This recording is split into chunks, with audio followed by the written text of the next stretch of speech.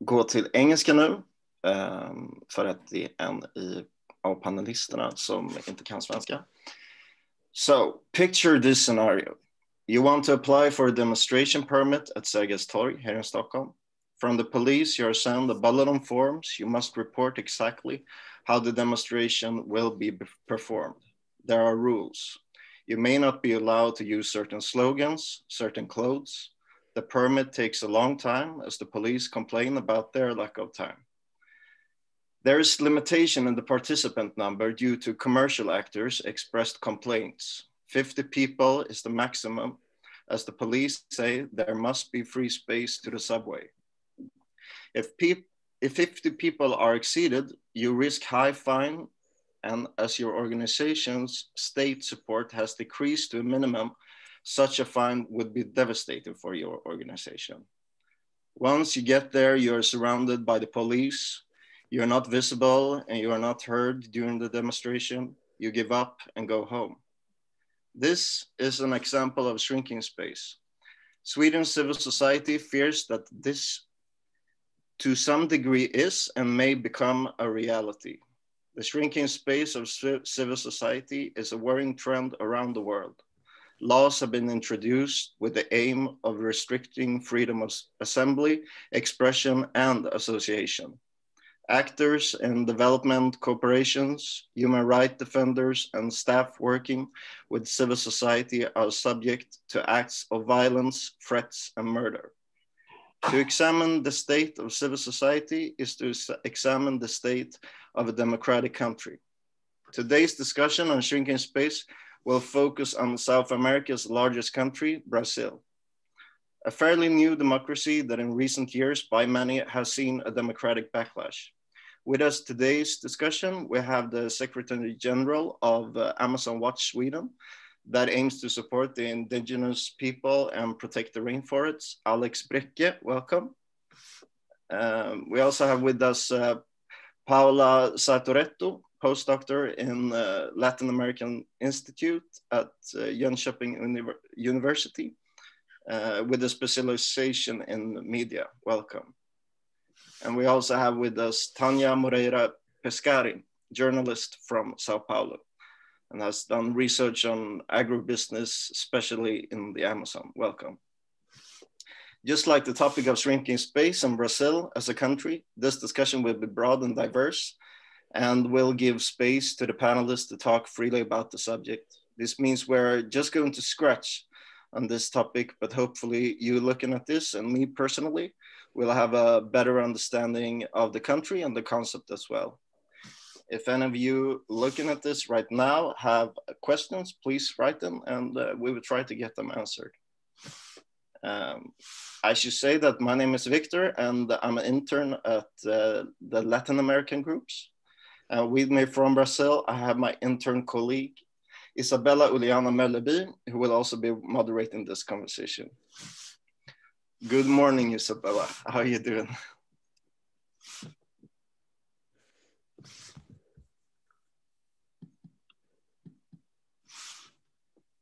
Yeah, I'm fine. It's 8 o'clock here now.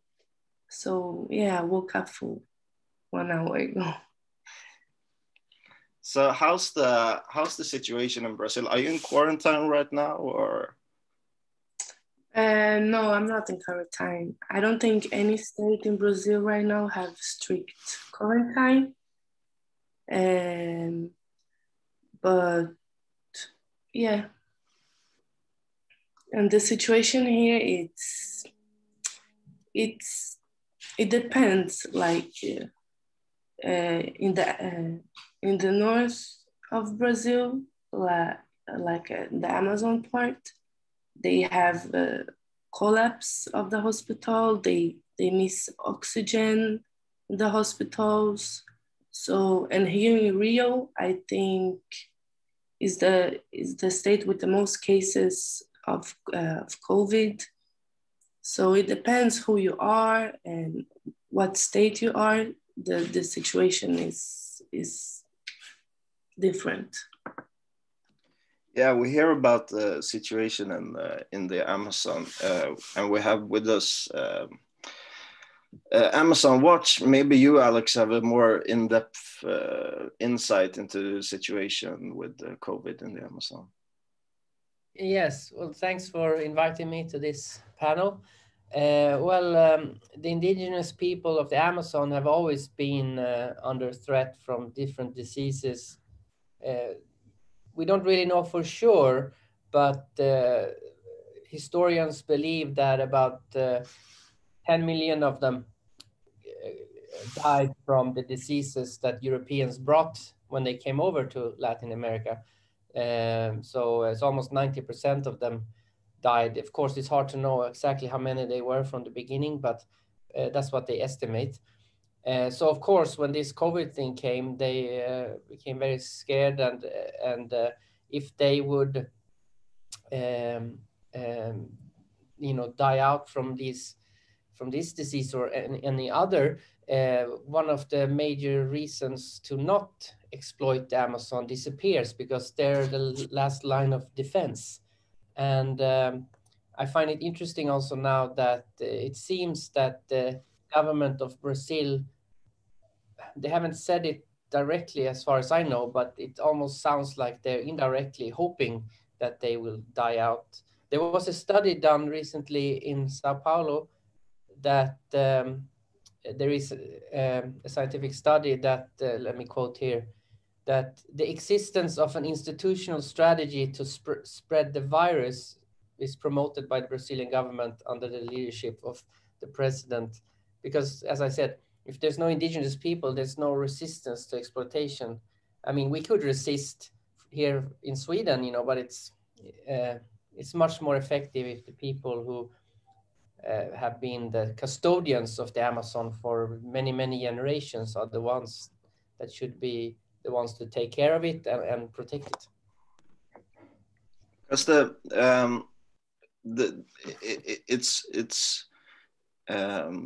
the rainforest is reducing at a speed that has never been seen before, right? This during the pandemic. Yes, the exploitation didn't end. They didn't take a break because so they kind of increased. It seems to me like some sort of shock doctrine, as you call it, that you have this shock-like event like a pandemic, and then you kind of force legislation and stuff to kind of shrink in the democratic space.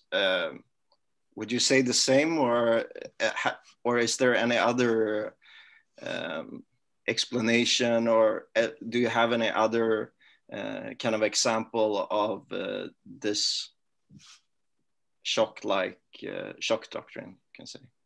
Well, it's like the most common technique they use, I think, is systemic racism, or colonizing by law, or land grabbing. There are many different words. But for instance, there is a group or an indigenous people part of the, let me see if I can pronounce it, Munduruku territory in Brazil. And they've lived on in a certain area in Munduruku for a period of time. So the government forced them to leave this area because they were going to exploit it. So the people left, but they kept fighting to get their territory back. And but eventually the courts decided that they couldn't claim the territory because they said that they've always lived there, but because they left it, they hadn't always lived there. So it's like it's kind of like the Sami people in Sweden, where they said that you can only herd reindeer if you live in a house. And then recently they've been saying, like, because you live in a house, you shouldn't be allowed to herd reindeer. You're not living like you used to live traditionally. So it's kind of like in Swedish, it would be rävsax. How would you translate that? Foxes. Yeah, like you whatever you do, you lose, Yeah. Tania and Paola, do you have anything to add to this that you come up with right now?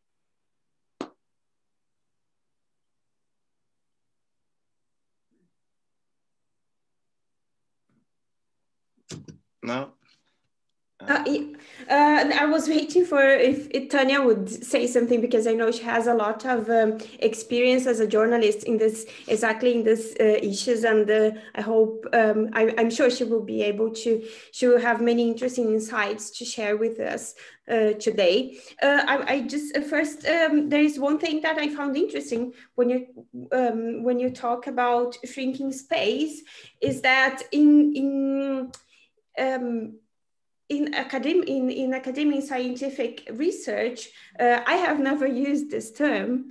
I have seen it much more outside academia, but we do use a host of similar terms to mean the same similar process.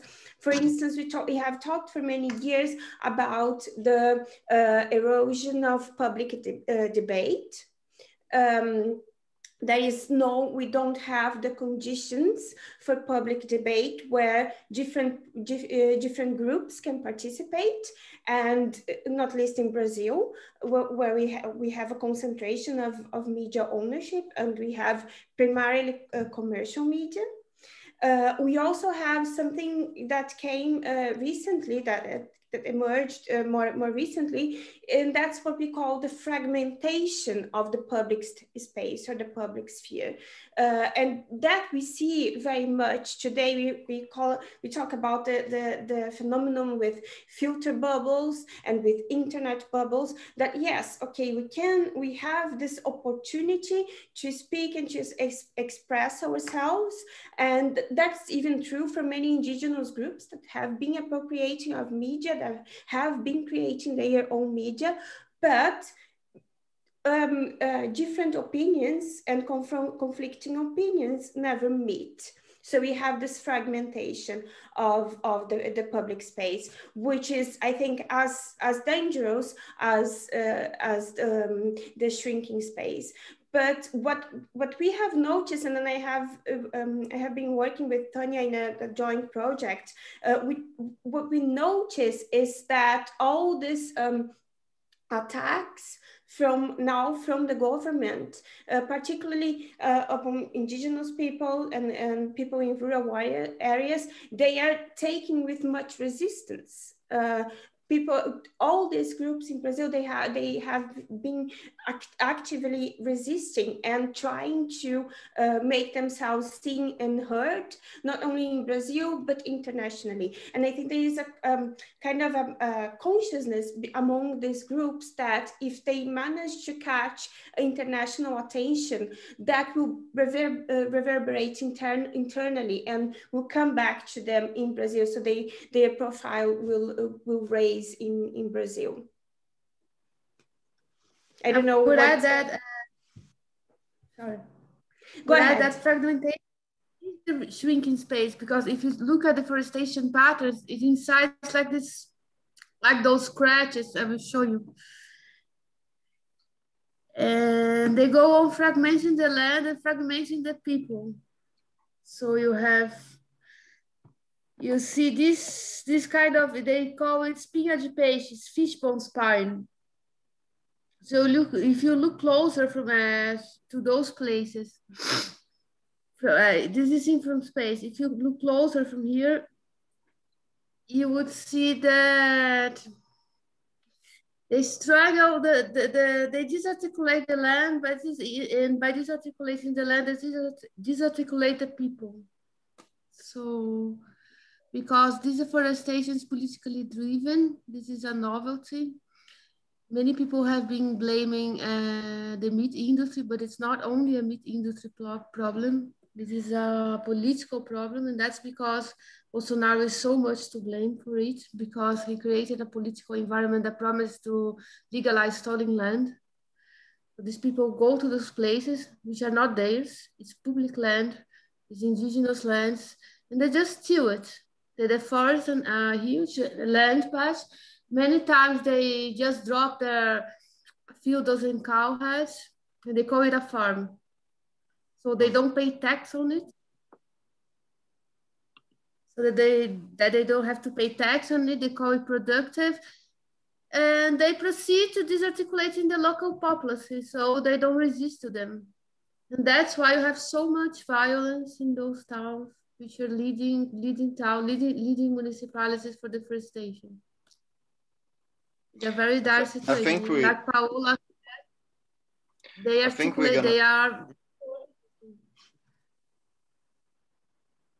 Yeah, we're gonna touch a little bit later on the topic of deforestation and shrinking space, and if there is any parallel there.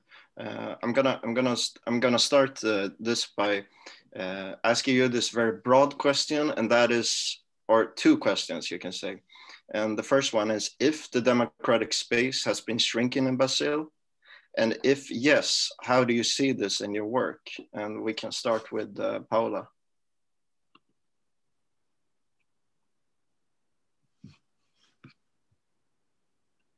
I can't, yeah. Yeah, no. So No. I, as usual, we forgot to unmute ourselves. That's not something we normally need to do in face-to-face conversation. But yes, if the democratic space has been shrinking, if we are talking, I think it has, but we need to break down what is the democratic space. Is that the space for people to be, is that the space of representation? Where we can choose our political representatives, and where people coming from different groups and representing the variety of the country can be chosen as representatives. Then I think yes, the democratic space has been shrinking, but it has never been very large from the start, and that since colonization, because we can see, I mean, if you look at the composition of a Brazilian Congress, a very large chunk of it, like maybe 2/3, are people from parties that have been the right have been the representatives of the elites in Brazil since the independence. So that is space for a diversity of representations we have hardly ever had in Brazil.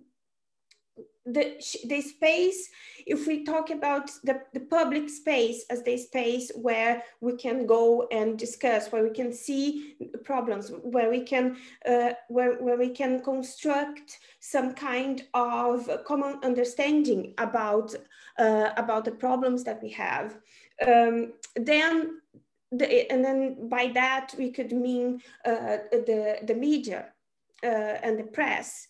That space has never been big either, has never been large, but it has become more fragmented, and lately, and it has become, I think, more.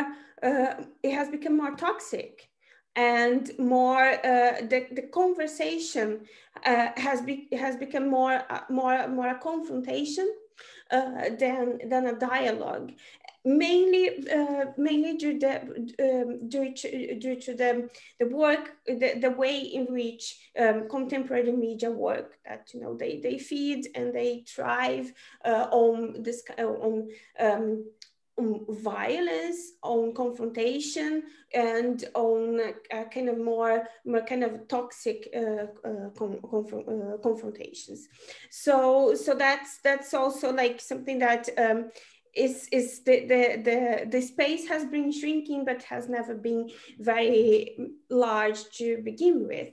And how do I feel the shrinking space? Well, I mean, from Sweden, I'm kind of observing from outside, so I don't feel it very much directly in my work. But I have contact with many colleagues particularly not in universities in Brazil. I mean, we can see that there are many, they have been faced with many different fears.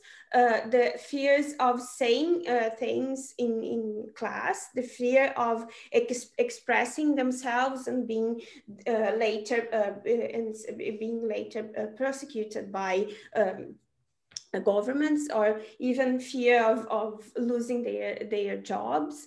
It has become because the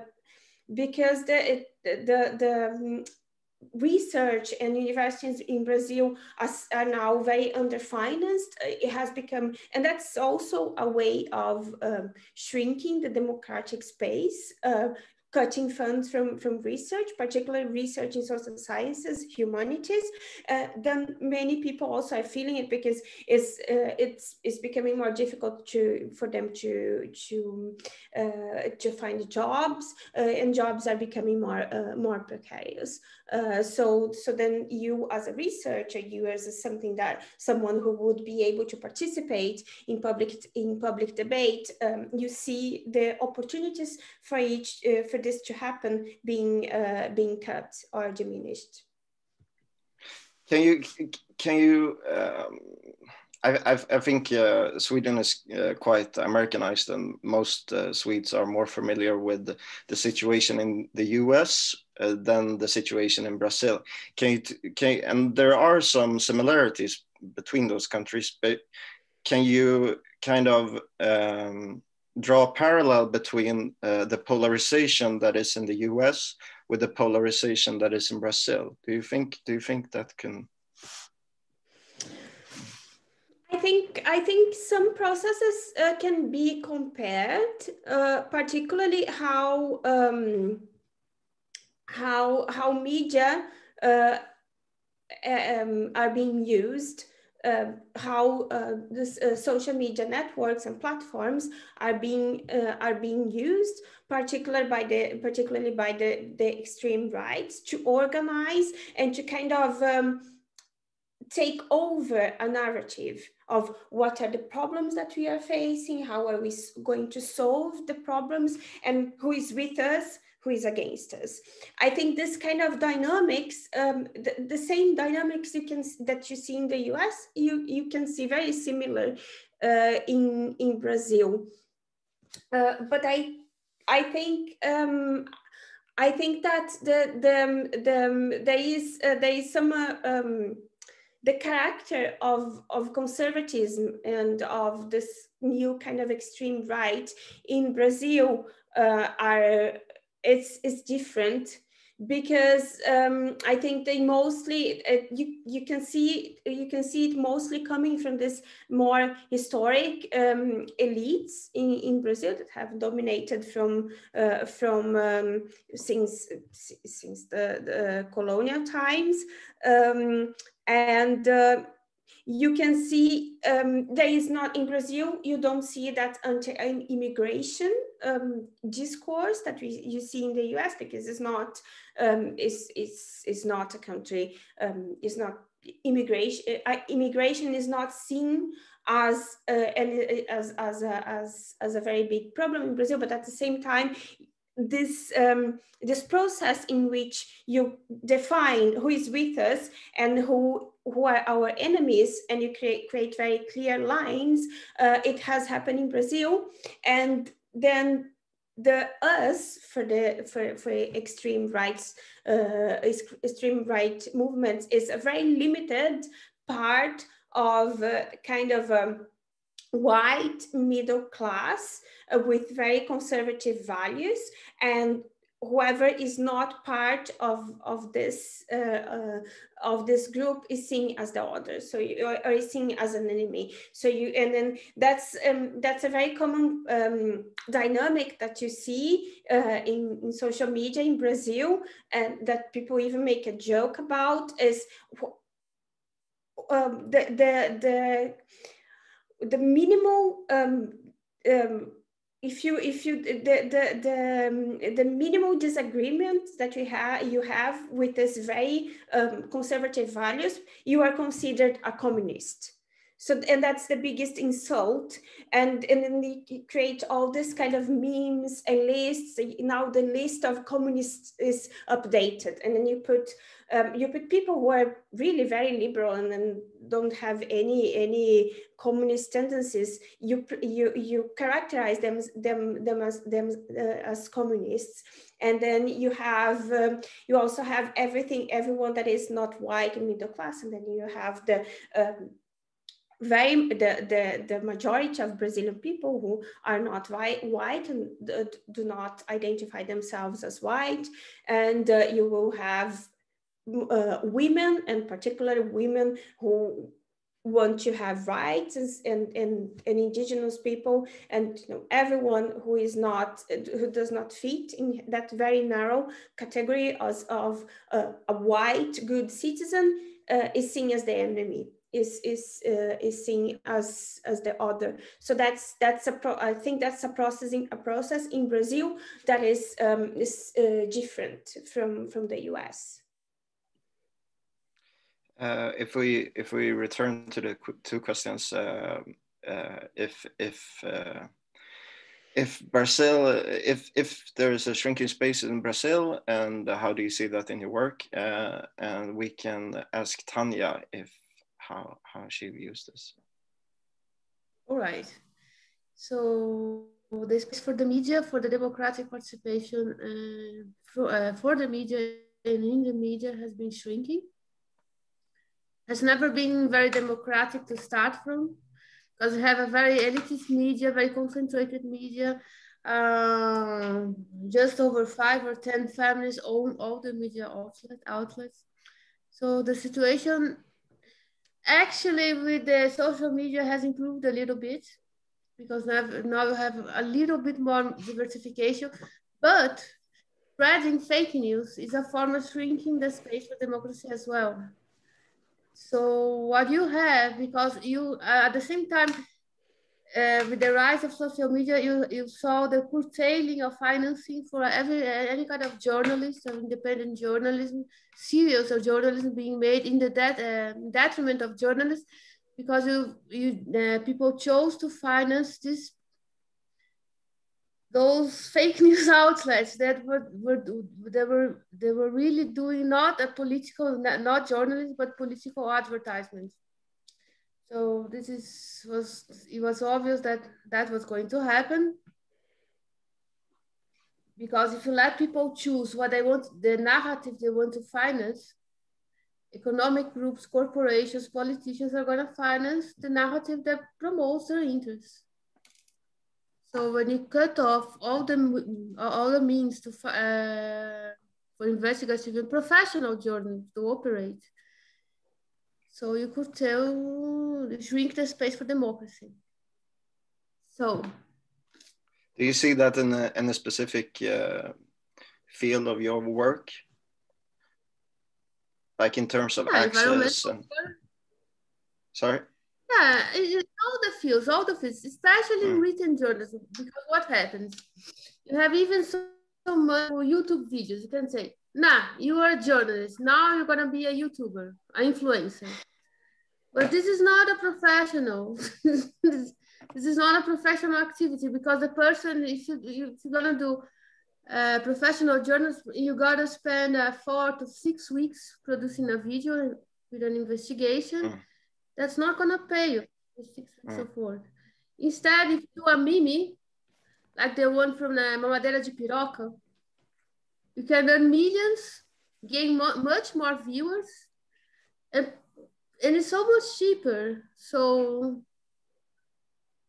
this the logic of the marketing, the market operating in this new situation for communication is in my view in the detriment of democracy, because it's so much cheaper to just post memes on the social media. It serves to the same end. You don't need the advertisement anymore. You just pay an influencer. So yeah, Brazil is definitely not alone in that. I think that is. It's a dangerous country for journalists. Yeah. There are a lot of murders. It's one of the most dangerous countries for journalists in the Americas. behind Mexico, I think. And it's a place where you desperately need accountability for politicians because you have rampant corruption. So with a little bit of budget, there would be so much you could do to put those people some accountability. You see, the deforestation issue is politically driven. So you don't have enough journalists investigating the politicians involved in the deforestation. Because much of the land grab is made by people who have connection with local chambers, with the Congress, and they do it because they know their friends are gonna help them legalize the land patch. So you don't have enough journalists, just investigation disconnection. Well, you also don't have a judiciary system and a Congress willing to take these people out of power, out of politics. So I think it's a very dire situation. Alex, how do you see this in your work of shrinking space? And do you feel that this democratic space has been shrinking, first of all? Yes, in Brazil, it became a problem when the new government came because the threats of violence increased to such a degree that some of our people that we had in Brazil had to leave, which is not good for their work. And also many of our indigenous like colleagues that we support had death threats, and a few of them actually even got killed. So which makes it, I mean, if you are trying to, I mean, most people would be I mean, if that happens, many people will be afraid to complain about something if it would threaten their family. So it creates this kind of like, you don't speak up, will be safe. And that's very dangerous because then that can be taken advantage of.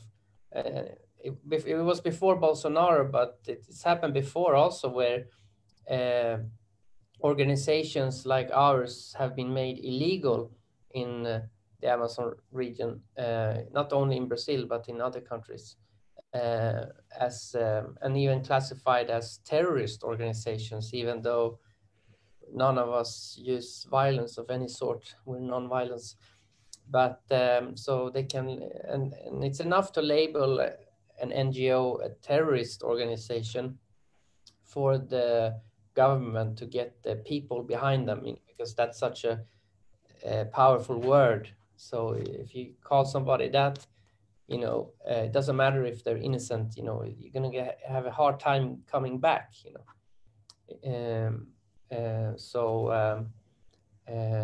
So there's a lot of those kinds of issues, but yeah, so the violence has definitely increased since Bolsonaro came to power for indigenous people and any activists. So we can stay with you. A literal meaning of shrinking space could be translated into how the Amazon rainforest has been shrinking. We see today that the people in Amazon are severely affected by corona pandemic, and that Amazon is shrinking in a rapid speed at the same time as the virus spread. Is it possible to draw, and we have been touching on this a little bit before, is it possible to draw the parallel between shrinking Amazon and shrinking democratic space, Alex?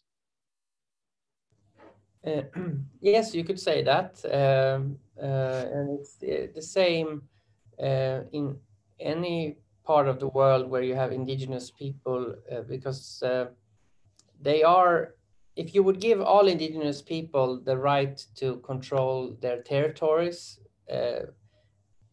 almost 80% of our planet's biological diversity would be protected. So it's a very important aspect of fighting the climate change problem.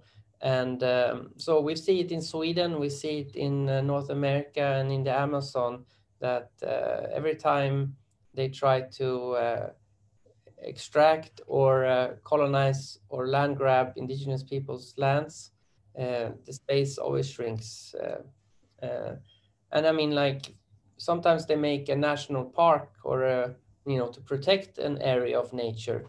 And then the people who used to live in that area are no longer allowed to be there. So there is also not only like shrinking space, is also in the sense that they lose their home. Many Westerners don't understand that many of these indigenous people, they don't see, it's not like they have a house specifically in a certain, they don't have like a certain area with a house and a garden. It's like the whole forest is the home. So if they, imagine if you yourself got evicted from your apartment or your house, it would be the same as for them becoming evicted from their whole area, where each part of that forest are like cultural significance or memories, or could be where their ancestors lived, or so another parallel you could say is that Westerners could understand is like in every city you always have something famous. Like in Paris you have the Eiffel Tower. So imagine if they would just take that away, the Eiffel Tower. Everybody in Paris would be mad, where's the Eiffel Tower? Well, it's the same in Amazon. If you force them to leave a certain area, they lose those kind of things that represents a big part of their culture, like sacred areas, sacred rivers, or things like that. So yeah. Tanya, I think you might have something to add about the parallel between shrinking space in the Amazon and shrinking space, a democratic space. Yeah, sure. Like Alex said, these are people whose culture has a very strong relationship with their bodies, with the territory they inhabit. So the whole culture is dynamic within the territory. So I will read just so you notice how this red scratches stretch through the preserved areas. These are the deforested scratches, cutting them off from each other, separating tiny patch from tiny patch.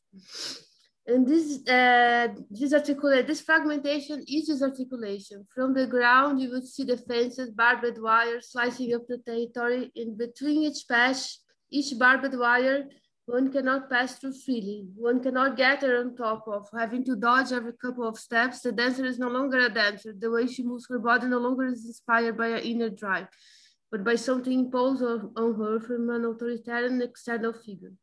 So the whole thing ceases to be fun.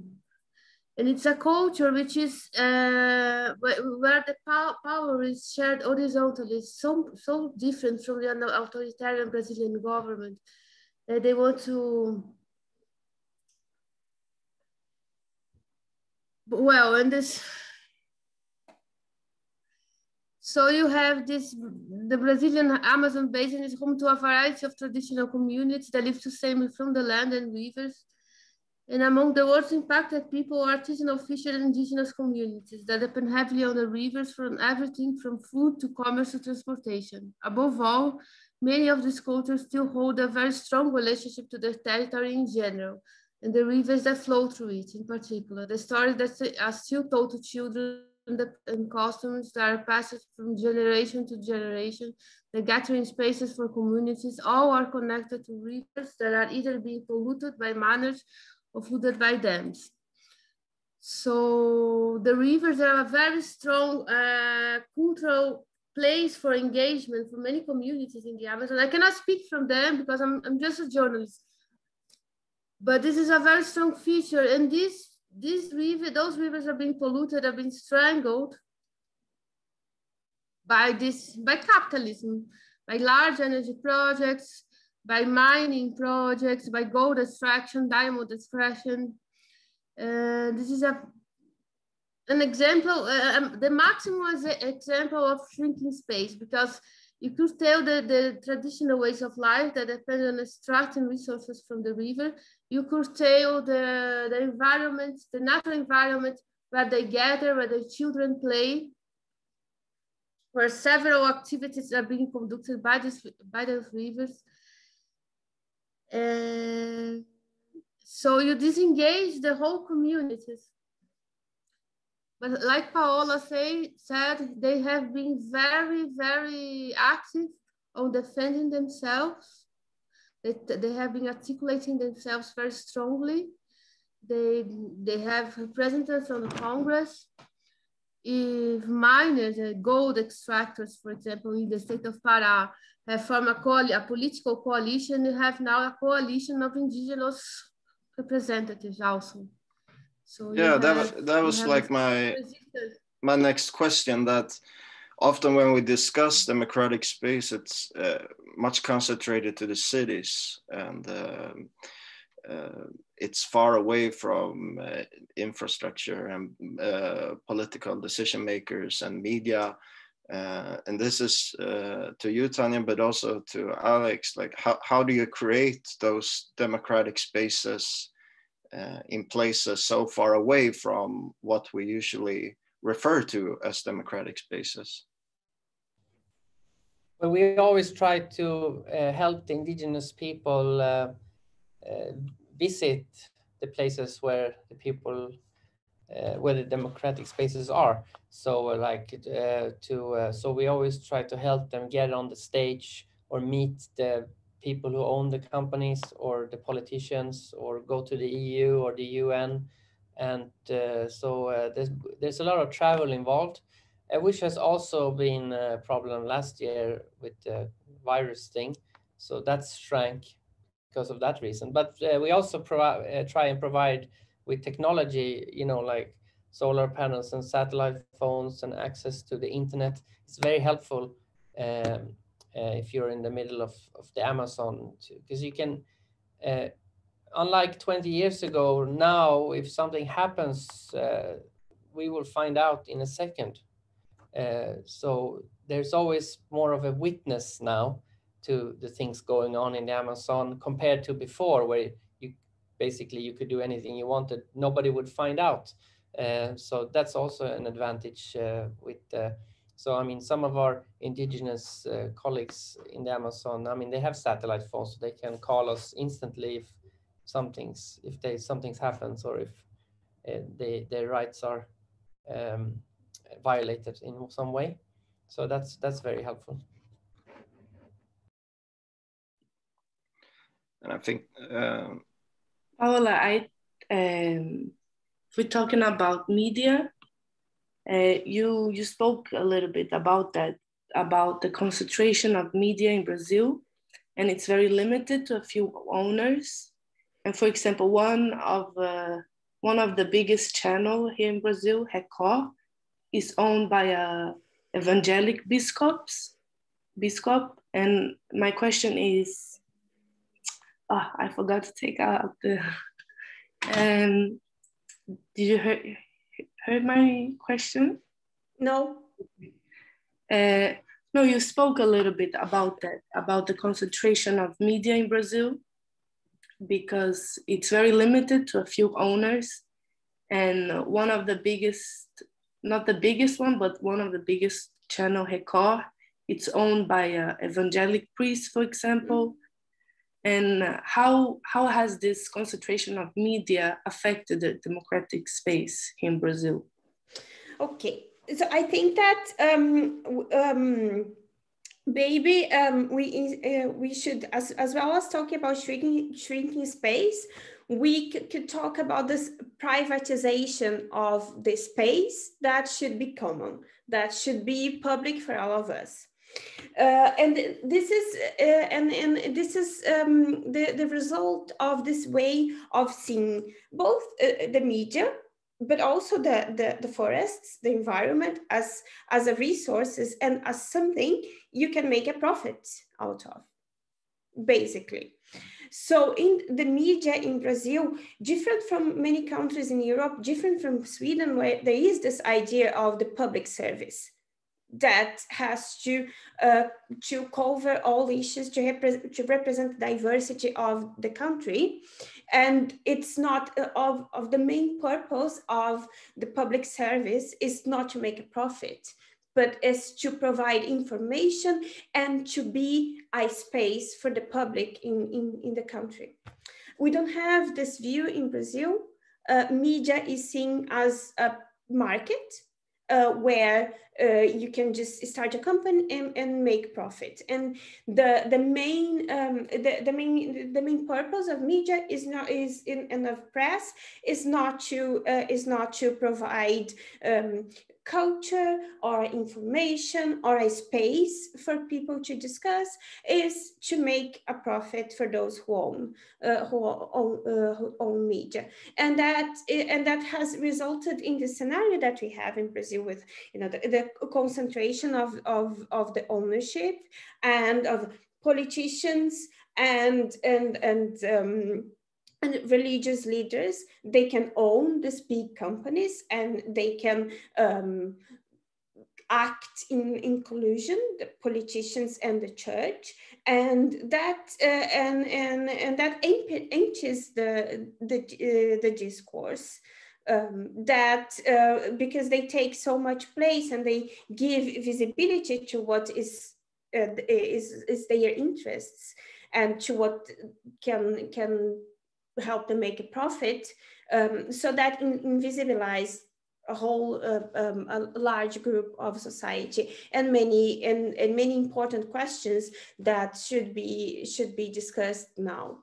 So I think, and then just quickly coming back to the previous questions, this logics of commercialization and marketization of everything that is one of the characteristics of late capitalism is kind of a common point between the shrinking space in the Amazon, because, you know, Amazon, the forest and the natural resources are treated as assets, and the shrinking space in public debate, because media and our public space for discussion is also treated as a commercial asset.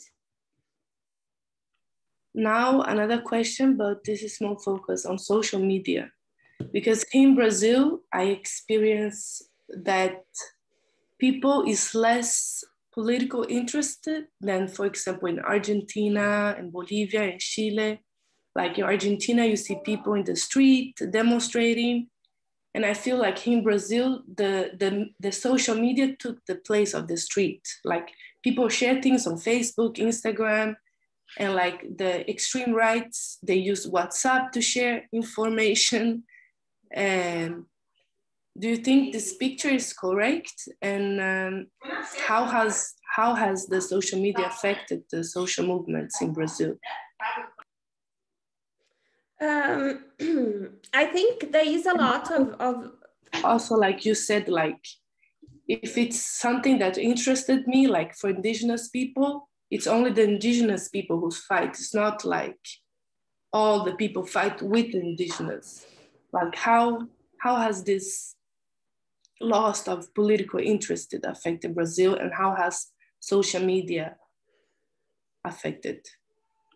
I think there has been a kind of, Brazil has a history of social mobilization. We have some of the biggest social movements and organizations in Latin America, but I think that there has been a demobilization in the last 20 or so years. Many people blame the kind of development that was prioritized during the PT, the Labour Party's government, that people were included in the middle class through consumption, but not through citizen rights. So there was not a very big improvement on education. There was not a very big improvement on social services such as healthcare and infrastructure. But people, they got more money themselves individually, and they could buy things that they couldn't previously. So that in this kind of making everything a matter of individual success, or making everything an individual matter of like, I need to improve my standards of living. I need to pay less taxes and have more money at the end of the month, instead of focusing on collective solutions and focusing on how we can improve collectively. This is something that has demobilized people in the last 20 years in Brazil, and at the same time, you probably have been noticing that much of this mobilization and much of this kind of will to action it has been channeled, especially in poorer communities, to the church. So this kind of new Pentecostal churches that are businesses, they could be better characterized as business. They become very powerful, and then they kind of channel this will to mobilize and to do something collectively that was previously in community associations and in the social movements. Also, if we now another topic also, because we only have 2 minutes left, and I think also we have spoken a little bit how old journalism has transformed and stuff like that. My question is like, how has the violence in Brazil affected the shrinking space? For example, I think sometimes the media is it's very focused on violence. Like they have channel, for example, here that shows 24/7 like crimes and murders and also, like you said, like the land grabbing issue have a lot of violence involved, but also how many social leaders, or like Marielle, who got killed because she was fighting against the police brutality here in Rio. So how has the violence affected the shrinking space? This is a question for Tania, Paola, and even Alex, because it's also violence with the indigenous people. Do you got my question? Can I start? Yeah. Okay. So I think violence determines the whole urban architecture of Brazil is built up around the threat of violence. So you walk through middle-class neighborhood, you see those high fences, high tall buildings, people enclosures. So the public space for civil society has never been very large to start with. And this comes right from the slavery period, when you had these people who had this resentment towards the freed slaves who gathered in the public spaces just to talk, to play capoeira, and etc., because they were Black.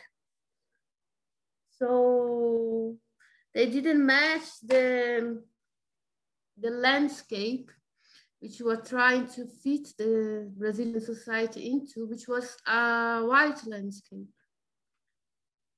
So, of course, the threat of violence determines the whole white middle class in the country build up their lives around the threat of violence. The threat of violence helps them with their own identity. So I identify myself as white because I fear the violence from the Black. This is a very sad situation. Of course, it has a lot of repercussions for journalists, because if you have one type of professional investigative journalist that still gets financing in this country, it is the one covering police issues, so murders and rapes. If you want to be a journalist today, you have to have contact with the police.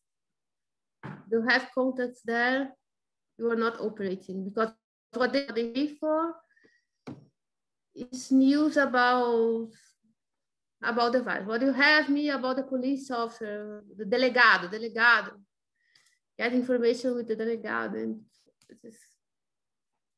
of course, this articulates, if you have the constant threat of violence, you don't have a public space for civil society to start with, because you see, in Rio de Janeiro, the beach is a place for social gathering. In São Paulo, you don't even have that. You don't even have, if you're tired from a days of work, you don't have a chair to sit in the street. So when you had the impeachment movements, the coup, all those people went to Paulista Avenue. It's just a road. In everyday life, is the cars and trucks go back and forth. But just not really a public space. You have the whole architecture is very enclosed. It's a very enclosed society, in my view.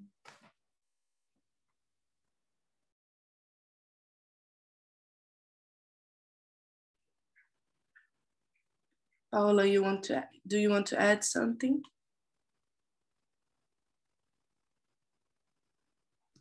About violence? Yeah, no, I just I agree. I think that's what Tania said about the violence being, the threat to violence being a part of identity.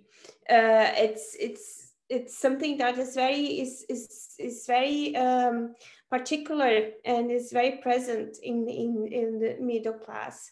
And also this being like the threat to violence and organizing your life to avoid violence. And if you have children, everything or much of your daily life will be about avoiding violence. So and that is also something that is very individualizing. And something that kind of erodes this social trust that is needed for us to have some kind of common and public space.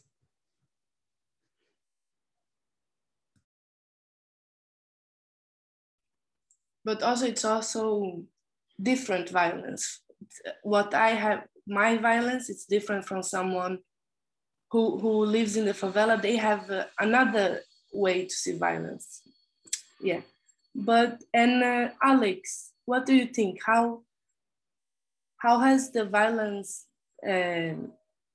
between the indigenous people and the politicians, how has that affected the shrinking space? And also with Bolsonaro, of course, who has very strong link to the military, and how has the violence enforced the shrinking space? Well, yes, the violence has become more sanctioned.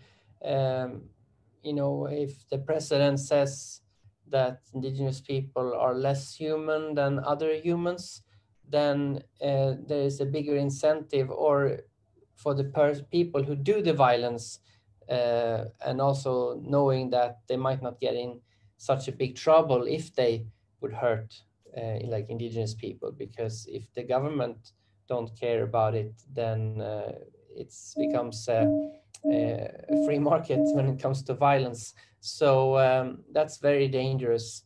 It's always important what the leader of a country, what kind of words that person uses, because it does, you saw that in the United States with Donald Trump, how easy what a leader says can influence the population. So it's very dangerous when you have a leader in the Amazon who says very derogatory things about indigenous people, and that trickles down to the population. And if you are a land grabber individual and the indigenous people are trying to stop you, then you can easily use violence because it's sanctioned by the government, unofficially, of course. Yeah, we have a few more questions, but I don't think we have time. No, I know that Paola is going to another meeting and you probably have a busy day, all of you. But I want to thank we want to thank all the panelists and the viewers and RBF, and especially then Antonia that has been patient. This conversation has, at least to me, given me more insight into Brazil, and I wish we can talk for an extra hour, but unfortunately this is the case, that we only have 1 hour. But thank you again, and I hope you all have a good day. I don't know if some of you guys can stay and maybe answer some questions, but I don't know if we have time for that. We have to ask RBF, but I don't think so. Yeah, I think that's all. Thank you. Thank you, all of us. Thank you. All of you. Thank you. Thank you.